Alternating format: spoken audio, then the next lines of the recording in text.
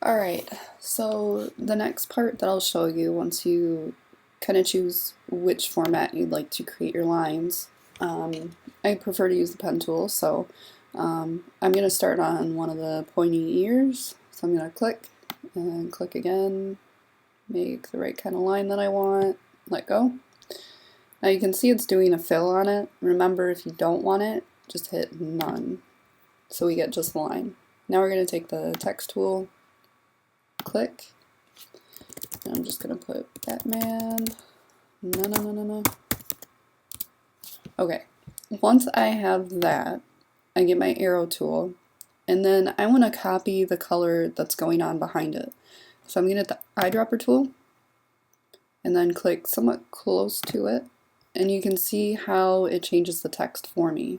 Now, if I want it to sort of gradate a little bit, I may grab a group of it, get my eyedropper tool, choose one color,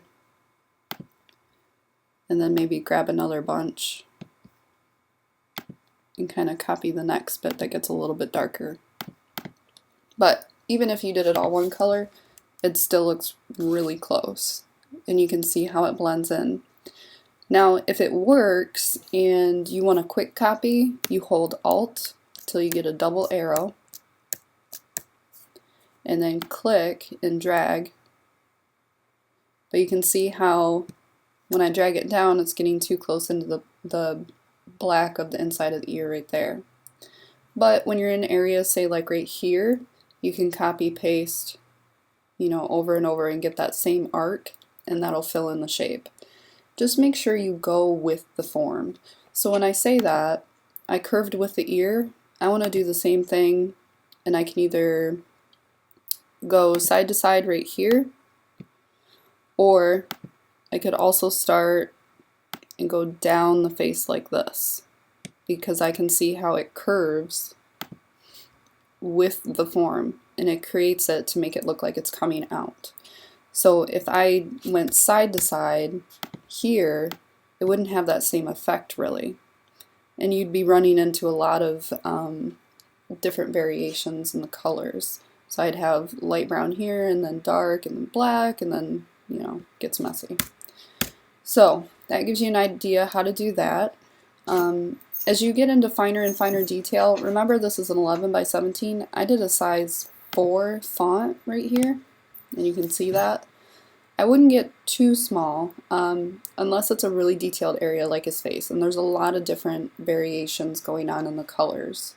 And then as far as the background, I may do a larger size text, kind of like what we saw, I think it was in the Joker. Let me see if I can find it here. Because he had a lot going on in the background right here. So you can continue your text throughout the background. But to contrast, I know that a lot of this will be maybe a little bit smaller font, so I might use a larger font in the back. So that gives you an idea how to color your fonts. And then if you want to choose different fonts, I would suggest using at least 3 that you will be graded on. Go to dafont.com, and remember that's a good website to locate all different kinds of fonts that you're interested in. Just make sure that when you choose a theme, and say I got Batman, you want to make sure that you choose free and free, and then hit submit. And you can find all different kinds of fonts that would suit your character design. Alright, so I think that is basically it for now. We'll get into maybe a little bit more different kinds of techniques for your text next week. So everybody should have one of these started today and finish up your truck in your storefront with your logo design, and have everything loaded on Moodle. If you do not have a Moodle account, get a partner to help you set up.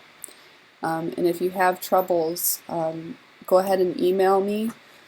My address for the school is kwood@vbisd.org, and I'll try and help you guys out, even though I'll be out.